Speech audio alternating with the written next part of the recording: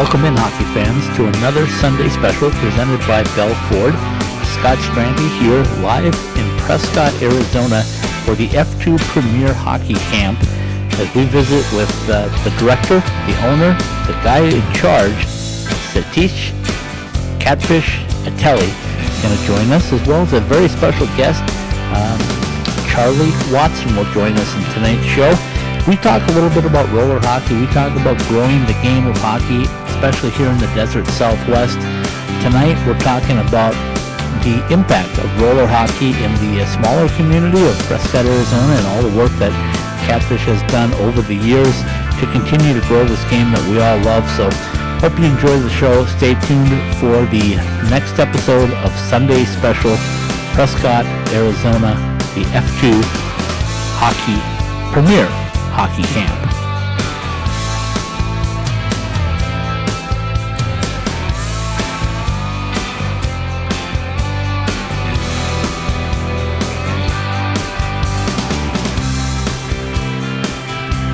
All right, welcome in, hockey fans in the Southwest. This is another Sunday special presented by Bell Ford. Satish Catfish Atelli is with me. I got it right, but I only practiced one time, folks, I promise. Catfish and I have known each other for a number of years now.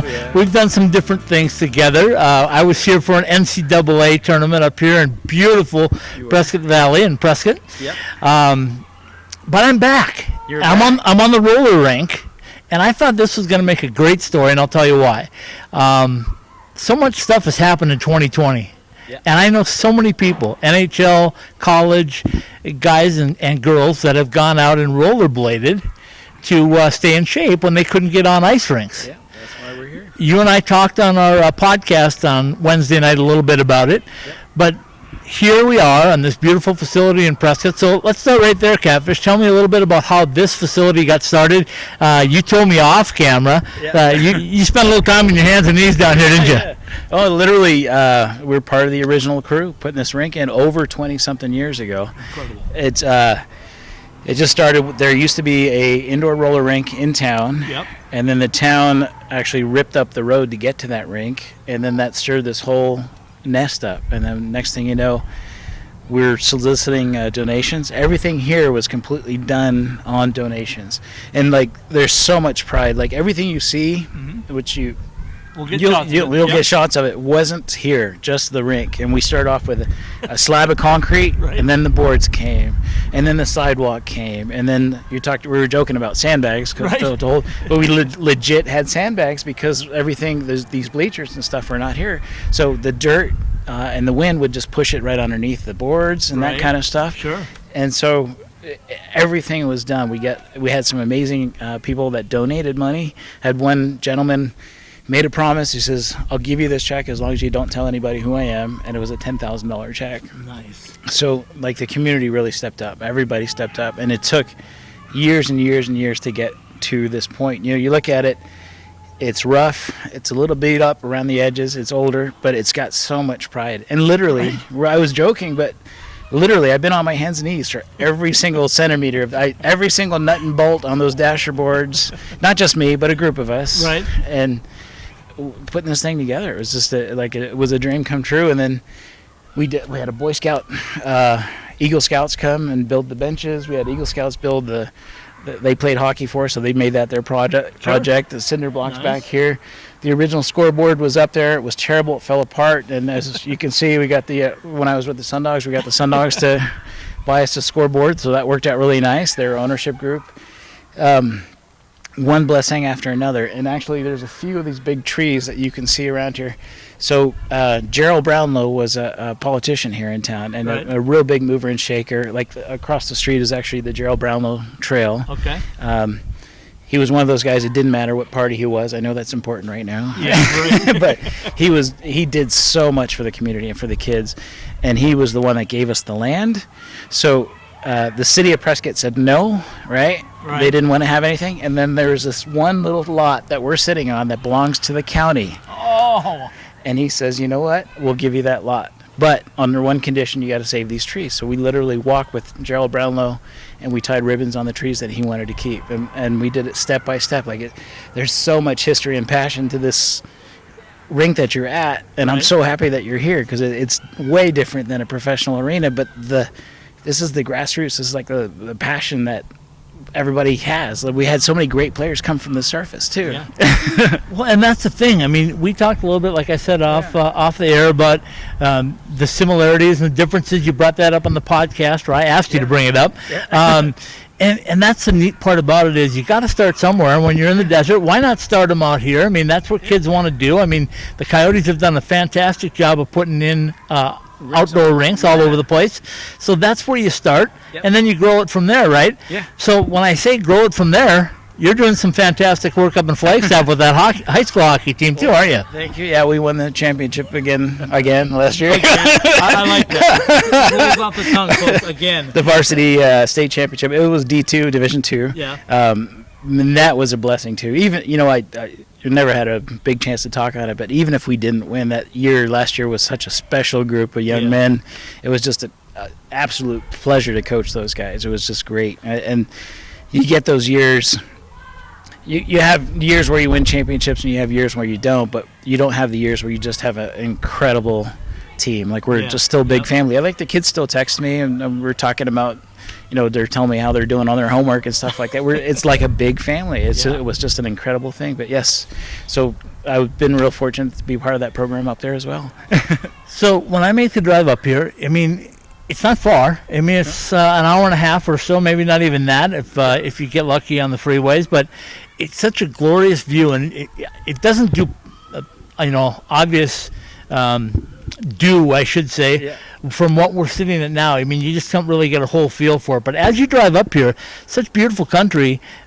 The Findlay Toyota Center, correct? Yeah, is. I mean, I tell everybody, right? Everywhere I go, you got to see this building, right? And they don't believe me, I don't think, until they actually get here. Yep. I didn't believe it till I got here. Yep. But Prescott and Prescott Valley has got so much character in that too. So tell us just a little heritage about that, and then we'll get back to Roller. About the Findlay Toyota Center, or just everything? Findlay Toyota Center.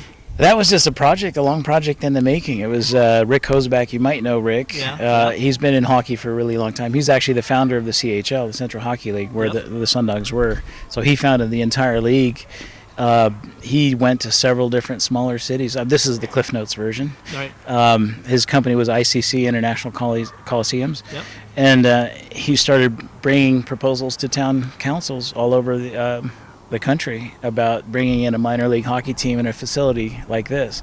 And it was with him and the Fain family, which is a huge part of Prescott Valley. Yeah. They collaborated together, and this is the really abbreviated notes. There were definitely some challenges, but next thing you know, we had this beautiful facility that happened here. And I had no major part of it. I was really blessed I work there now, obviously, and I was with our hockey team as well. But I was there for almost every single part of that building. I signed the original beam that they put and welded in place. I was there for when Brad Fain put his foot on the shovel to break the ground, so I have my heart and soul in that place too. When we talk about that place, I promise we're getting back to roller hockey, but I got to tie this all back in. When you go to that place and you think of a nice minor league hockey facility, I mean, that doesn't even do it justice, because the luxury boxes, the equipment room that you were showing me, the broadcast room, you could do a full broadcast out of there and put it on national TV, couldn't you? Now we had the best of everything 10 years ago. But we with our relationship with Spectra, which runs different venues, and now we've been acquired by the town of Prescott Valley. Okay. We have resources and allocations to do continued improvements on different projects, and you would absolutely love it. If you loved it before, we're now streaming HD. Our Jumbotron and video boards are inside the building are HD. Our TVs are HD. Everything's been elevated, so yes, we're fully capable of broadcasting out on a national network. In fact, Donald Trump is coming here on Monday. Right. He came to our venue before for his rally. Yeah, and we broadcast that around the world on HD, and the same thing with the Hot Shots. And actually, oddly enough, Biden was here for that one. But those things like really elevated the building. So like we're now bringing it back into this day and age. Besides the seating and everything, so the technical part of it's coming along, which is it's exciting. Okay, let's take one quick break. Let's come back and let's talk about the F2 Premier Hockey Camp. It's going to be happening right here this weekend. When people watch this on Sunday, it will be over with, but we'll have good stuff from it, I promise. We'll be right back. Donor here for my good friends at Bell Ford. I've always expected 110% out of my teams, and at Bell Ford, you'll find nothing less. I've been buying my Ford cars and trucks here ever since I came to Phoenix. Bell Ford is my Ford dealer, and don't let me find you shopping anywhere else. Take it from the captain. The premium buying experience is right here at Bell Ford. I-17 and Bell Road. Check their deals anytime at bellford.com. All right, we're back, folks. Another Sunday special presented by Bell Ford. Catfish is with me. We're still talking Prescott Valley hockey, but this time we're talking F2 Premier Hockey Camp, the thing that's going on this weekend. The main reason that brought me up was to see the amount of guys that you're putting on the ice, youngsters, entry level, and they're getting a chance to play roller hockey. So tell us about it. Well, this is a great opportunity, and we spoke a little bit on Wednesday. It just came about with the lack of ice and the ability to do ice in Flagstaff and Phoenix and COVID. I still have a lot of young players, and we want to continue to grow that game. If we take time off from that, the game will stop and that movement will stop, and nobody wants that. And it just came to be, so I have about 12 players in Flagstaff that live here in Prescott. Okay. And next thing you know, we started coming out and doing some practices in the evening, and 12 became 15, became 16, 17. Before I know it, I got 8-year-olds, 10-year-olds in the stands watching our practice. Right. The rec program has always been here. It's Prescott Youth Hockey Association. I used to be president of that way back in. We don't have to go way back. Way back. But it used to be. But anyway, they got, I think, almost 100 kids in their program right now. And so a lot of those kids started coming out and watching. And then it just led to more and more interaction with the current board, which has been absolutely fantastic, by the way. Yeah. So big shout out to the Prescott Youth Hockey Board. And then they just shared that there's a big demand. So we have a lot of parents coaching, which is that's wonderful. Yep. And we have a lot of brand new kids here in this area, and there's not that much experience here in that area to truly show these kids the rights and wrongs of hockey, the fundamentals of hockey. Sure. They're playing it, they're enjoying it, they're loving it. That's always stage one. We just talked about that with Gibber. You have to play the game and love the game. Yeah. And so talking about that, and I can graciously bring to the table, like tonight, the only thing I'm doing tonight is a coaches camp, so 100% free. So it's any parents or anybody that thinks they want to coach for the youth hockey program up here. I'm going to it'll be a little bit of Q&A and help them understand the game a little bit better. Real simple, because we need them all to be on the same page. Yeah. And then this is a level 1 camp. We do 3 different levels. Yep. So this is the entry level camp to take these rec kids, give them those foundations, give them those fundamentals to work on and grow the game. Continue that passion, continue that love. I have about 40 kids that are entered. Okay. I've got about 10 coaches that said they're going to come. See if they come. They get all that. So that's a good ratio, though. If you get all 10 coaches, that's a really good ratio. It is. And so it's not like a jam-packed camp that you might see over the summertime from ice camps or anything. This will be a very intimate, very specialized camp for the kids. And it gives me a lot of one-on-one time. I can work with each kid. I'm hoping to. Right. And really just let them fall more in love with the game and give them those basic foundation skills that we always talk about to grow the game. That's what it's about. And it's the same thing with those coaches. If talking to the president of the board, I'm hogging your time. No. They're talking to the president of the board. The coaches need to have that passion too. Yeah. And they're supporting their children, which is wonderful. But they also need to have a little bit more knowledge and education of the game at these grassroots. You see new coaches, and I'm not knocking them by any means. Like, every parent coach is super important and so appreciated. But one thing we kind of casually joke about, and it's really not that funny, but you'll have a coach that will tell a kid to skate fast. Well, skate faster, skate faster. You're doing great, Johnny, but skate faster. Well, you can't just say skate faster. You have to teach them how to skate faster. There's 10 million different things that you can do with your stride and your fundamentals and how you kick and all those little details that will make you faster. And those are the details that I hope to share, a beginning of that at least, with this group. And also increase that relationship. So I'm giving everybody my cell phone. That's part of it. My email. Call me anytime. If you have any questions, whatever, I can help you, give you a drill, any information, or don't call me. It's up to you. You know, if you hate me. But no means am I here to like take kids away from the program. I want to help grow the sport. And like we talked about, roller is the absolute grassroots. The price is right. You can afford it.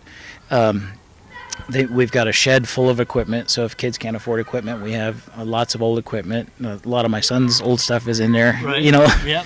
And so there's just an opportunity for people to come out here and learn it. Well, and like we were talking also about the transition from roller to ice, it's not really the same, but it's kind of the same. Yeah. And anytime you can get out and get your legs in gear and your cardio going, it's a good thing, right? I mean, even if you can't get on the ice. So when the kids are out here this weekend, and this is Friday night, we're getting ready for registration, but then after that it's going to be a full day Saturday and pretty full day Sunday, right? Yeah, Saturday is going to be 7 a.m. to 7 p.m. and then Sunday is it's an hour and a half session for each. So I'm going to do one last final session on Sunday and we'll finish it off, but Sunday we'll be here 7 a.m. to about 3 or 4. So I'll be skating, I figured it out, 14 and a half hours.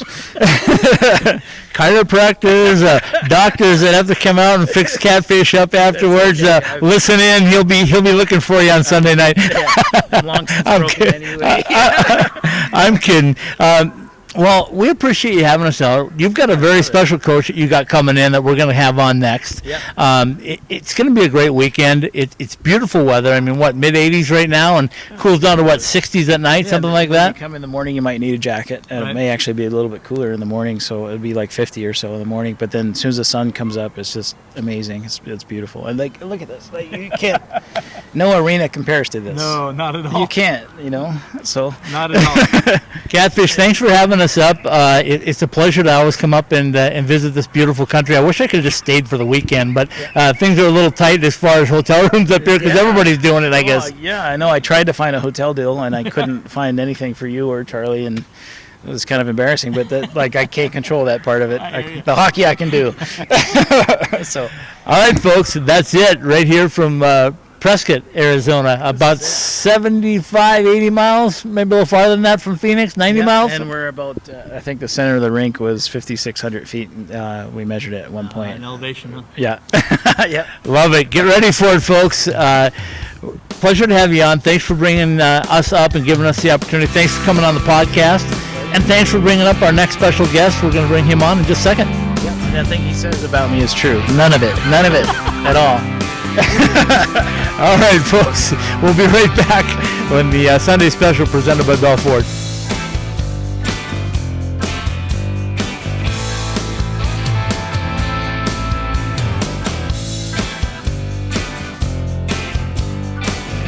All right, we're back. Another Sunday special presented by Bell Ford. We're still on the roller rink in Prescott, Arizona. I've got the coach at Catfish showing me who's bringing in as a ringer.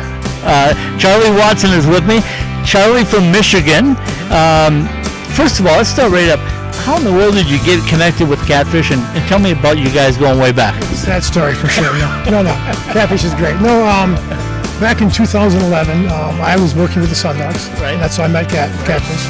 I worked here a couple years, and it's pretty amazing. Hockey's a small world, and as you know. Yep. And Cat and I talk almost weekly since, and that's been 8-9 years. So he's a good guy. We do things together, and he's very enjoyable.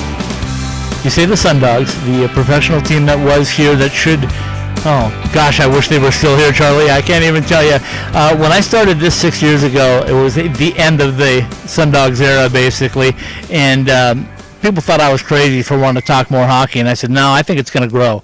So I took college and professional hockey under my wing a little bit and said, let me see if I can do some promotion on this, and what can I do? I can just do feature stories and stuff like that on it. But I grew up in Minnesota. I went to Minnesota Duluth. I know the hockey scene back up there, and I wanted to see that grow here. I also got wind that there was something coming in Vegas, so I wanted to be a part of that as well. So started Ice Time Hockey Southwest. Here we are 6 years later, and we're doing a show on the roller rink in Prescott, Arizona. But talk to me about the Sundogs, because a lot of people that I talked to they heard about the Sundogs, but that's it. They didn't get a chance to visually see them. It's amazing. They were in the old Central Hockey League, and rumor had it back then that all the teams in Central League were going to go in the East Coast Hockey League, and it was only a rumor at the time, but there was serious talk that some teams were going to. Well, the Sundogs were, and again, if you had never really watched them, they were a fun team to watch. Right. Very physical, very fast. They won a championship too, and it was a really sad day when we found out that all the teams in the Central League were going to go in the East Coast League, but Arizona was not. Right. And I don't know, I don't know the ins and outs on it for sure, what happened with it, but it was one of those things where they didn't elect to go into ECHL, and ECHL at that time, was growing. Yes. Now they have 32 teams. Yep. And what could have been, you never know. But you move on, and hopefully someday that the Sundogs will be back. Right. Well, the facility here is second to none. I remember I was up here when Catfish told me that they were going to bring in the NBA minor league affiliate, the G League or whatever it was at the time. And I remember him showing me the locker room and having to take out the Sundog carpet and it was first class, wasn't it? Absolutely. I mean, the Fain family did such an amazing job with the Sundogs. And Laura Marquis was one of them as well. And Ed White was another owner. And everything that they did was for not just the community, but for the team. First-class locker room, first-class facility, great housing for the players. And that's some of the stuff that, people don't see or understand. It's very expensive to run a hockey program. In the pro level, you house the players, and that's not cheap, No. And again, but they did an amazing job here. I've been in the Southern Pro Hockey League, East Coast League, and the Sundogs facility is probably number 2 on my list. Really? Yeah, and being such a professional organization, the arena's second to none, and it's when Kat and I were talking about it when they were for sure going to shut it down and they were going to go East Coast League. I mean, it was a sad day, and it's hopefully they won't forget it, because the Sundogs were an amazing program. Well, Vegas is doing their part to bring in as much hockey and as much ice as they can, so hopefully that's going to breed something over here down the road. I joked. I said we got Vegas, we got Henderson, maybe the ECHL comes in as a Boulder City, and then they bring in a Prescott franchise over here. A guy can dream, right? Absolutely. That's for sure. All right, let's take another quick break. Let's come back and let's talk to Charlie about the logo on his shirt and something that's happening really big in pro hockey off the ice. Right. We'll be right back. Donor here for my good friends at Bell Ford. I've always expected 110% out of my teams. And at Bell Ford, you'll find nothing less. I've been buying my Ford cars and trucks here ever since I came to Phoenix. Bell Ford is my Ford dealer. And don't let me find you shopping anywhere else. Take it from the captain. The premium buying experience is right here at Bell Ford. I-17 and Bell Road. Check their deals anytime at bellford.com. All right, welcome back in, hockey fans in the Southwest. You can see it's starting to get a little darker on us up here in Prescott. It's getting a little cooler, but that's hockey weather. I mean, after all, it is mid-October. Sure. Charlie Watson is still with me. Charlie, I teased a little bit before we brought the break in that we're going to talk about that logo on your shirt. Tell me what's going on with that logo, the NRHL. National Roller Hockey League. It's a new pro league, roller hockey. We're starting up. And we were going to kick it off last May.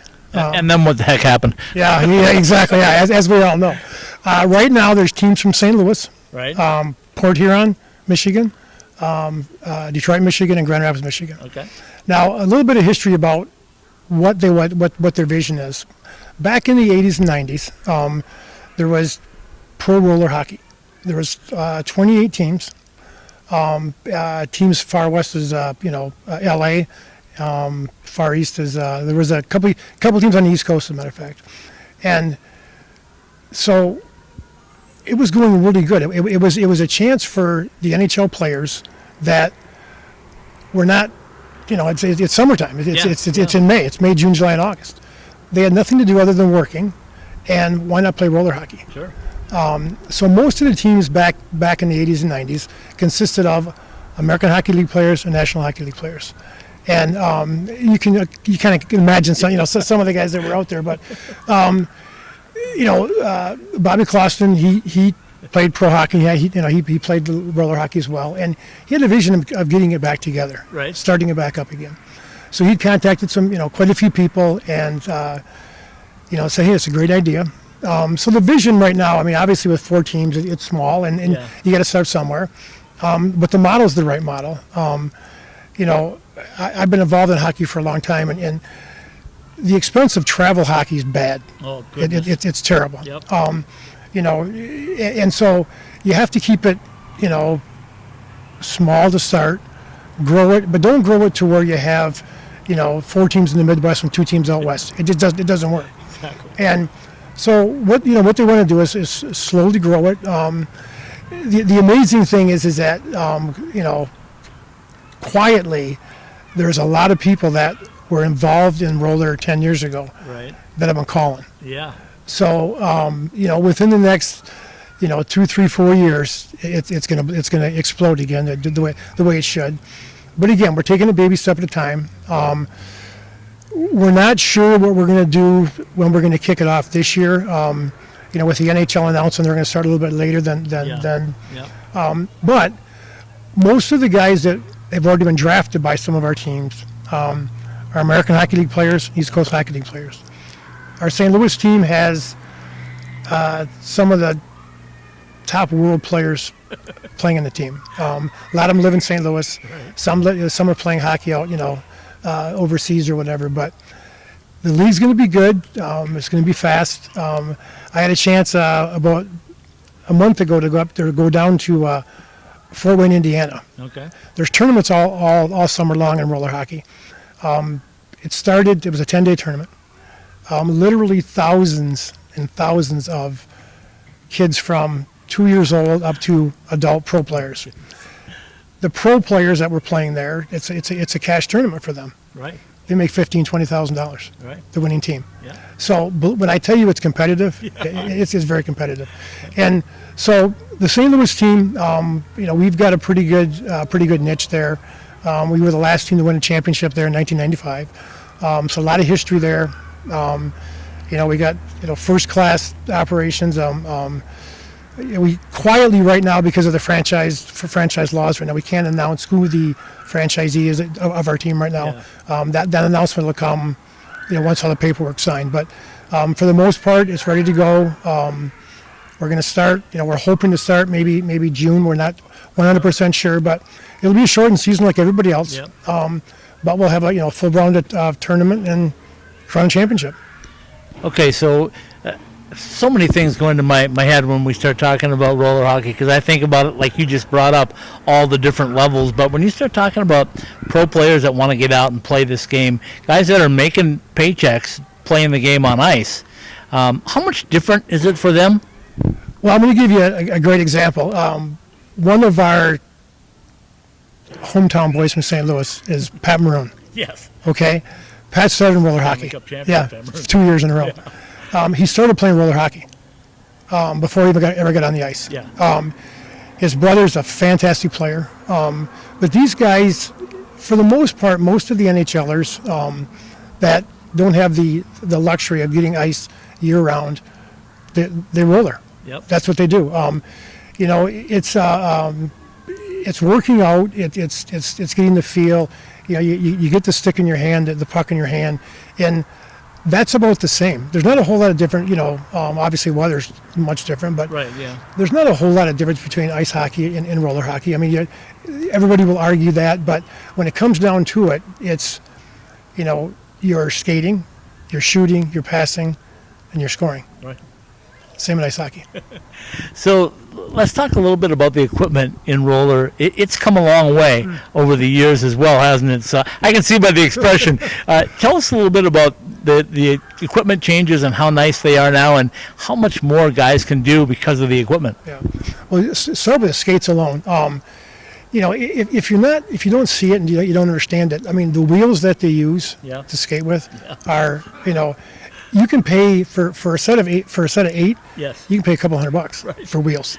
So they're faster, they're quicker, they last longer. You can stop a lot easier with them. Back in the day, you just had whatever you had. Yep. You'd wear a pair of rollerblades out before you got new wheels. And back in the day, they didn't wear anything. Yeah. I always give the analogy of Brendan Shannon. Did you ever see his chest protector? Yes. It was basically just a piece of cloth, and that's kind of what roller guys did. There wasn't that you wear the elbow pads. Even back, they didn't wear helmets back in the day either. But the knee pads, the shin pads, the elbow pads, it's pretty much all like hockey is right now, and so they're well protected. But it has come a long ways. I'll tell you, I've got a co-host that lives out in New York. He's an ASU alum, but he lives on Long Island, teaches school out there, and he co-hosts my college show with me every week. And we were talking the other day. I told him I was coming up here to do this. He said, hey, ask the guys if they still tape newspapers or towels to their legs with electrical tape, because he can remember playing on Long Island in New York on the streets, and that's how they played roller hockey. Yeah, it's funny because growing up as kids and we didn't have much. That's what we did. Yeah. Whatever you could, right? Newspapers and duct tape. It was fantastic. Okay, let's take one more quick break and let's come back and talk specifically what you're doing back here in Prescott and what's going on this weekend, because I know that's a love of the game as well. Absolutely.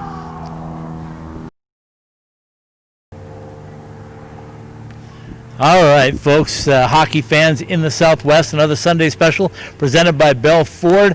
I kept Charlie watching around. He's trying to get away. I strapped him down over here because I wanted to keep him for another segment, because you're back in Prescott Valley this weekend. It's a beautiful time to be here. The middle of October, just starting to cool down. Gives you the feel of hockey. You're doing outdoor stuff. But tell us what your role is going to be this weekend here in the F2 Premier Hockey Camp. Like I said, Kat and I have been talking for months, and he said he wanted to do this, and I said, you know what, I want to be a part of it. Okay. Being that I'm in roller hockey now, full time, that's what I do for a living. I want to see it grow. Right. And you can't. It's no different than ice hockey at the grassroots. You have to start somewhere. Yep.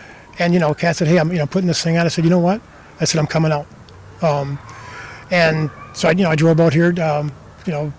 As a matter of fact, it was snowing in my hometown today. So, I saw Houghton, Michigan, was getting some snow too. Yeah, so I said, I'm glad I'm here.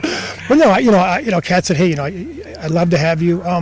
And with Catfish, it's easy. I mean, he runs a great program. Yeah. He really does. Attention to detail. Absolutely. And so, I'm just gonna follow his lead. Whatever he wants me to do. My son is here as well, so we're here for a good weekend. Have some fun. Help Kat out where we can. Kat tells me that he's got, 40 guys and about 10 coaches he's hoping for. That's a good ratio, and I know you'll be able to talk to the coaches a little bit tonight and help them out with all the little things. But what would you tell a coach right now if one was sitting right in front of us? So somebody that just wanted to get involved and do something, how do they get started? Well, I get asked that question a lot, even in ice hockey. And the thing is that if you want to get involved, you have to ask. Yeah. You really do. The guys here that are dropping their kids off today, walk up to Catfish and say, "Hey, Kat, what can I do?" Yep. And back in the day, the ice hockey. Well, I'll just kick pucks around. Yeah. Well, that's what we did. I mean, that's how you started. You were on the ice helping the guys. You're on the floor helping the guys. If all they want you to do is pick up the pucks, do it. You have to start somewhere. And the thing is that the more the parents get involved, the more the kids will stay in the game, and that's like in any sport. But if you want to get involved, you got to ask. Yeah. And Great advice. Absolutely. It's and we'll take your help for sure. Yeah. Well, let me tell you a quick story, and then we'll let you go. But I grew up in northern Minnesota, as I said. I coached my sons in youth hockey, squirt, pee-wee level, and I had a coach just like that. He was so involved. He wanted to be involved, but he couldn't skate. And he said, I'm too old to skate. What can I do to help? But he was my best assistant coach that I think I've ever had in 50 years of being around the game, because he did everything that I asked him to do except put the skates on. He got all the pucks. He managed everything. He managed the pee-wee hockey. You know what that's like, right? You got kids going everywhere. He was getting them in line for me on the bench. He was doing all of our stats. He did everything. So there is no wrong answer. If you want to get involved, like you said, just come out and get involved. And it doesn't matter if it's roller, if it's ice. Just get involved and help us grow the game, right? Absolutely. That's what you got to do. You got to ask. All right, Charlie Watson, I appreciate you coming out. I appreciate your time tonight, because I know it's a crazy time, but thanks for sitting down with us. We always appreciate talking hockey, whether it's ice, roller, whatever. Good luck with the new league, and keep us informed, okay? Sure, thank you.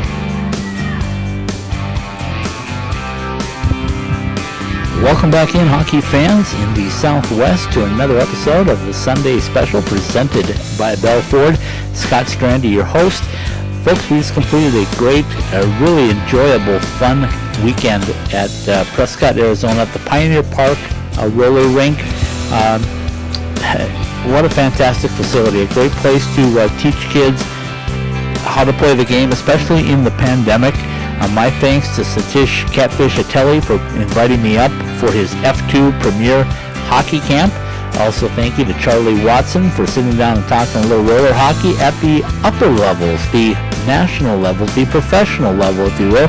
Charlie, the new general manager of the team in St. Louis for the National Roller Hockey League. It was really fun to visit with him. So, great time coming up here as always to Prescott. The weather's beautiful. The facilities are great. The people are friendly. It's just a lot of fun. So, hope you enjoyed this Sunday special presented by Bell Ford. We'll be back in a couple of weeks with another Sunday special. We love doing them. We love talking hockey, and this one certainly is a great way to grow the game in the Southwest and really anywhere, because anywhere you can put on roller inline skates, it's a great way to get out and do it. So, again, our thanks to Satish, Charlie, and Andrea for the unbelievably good scones that were provided for us up here. So, until the next Sunday special, Scott Strandy saying good night.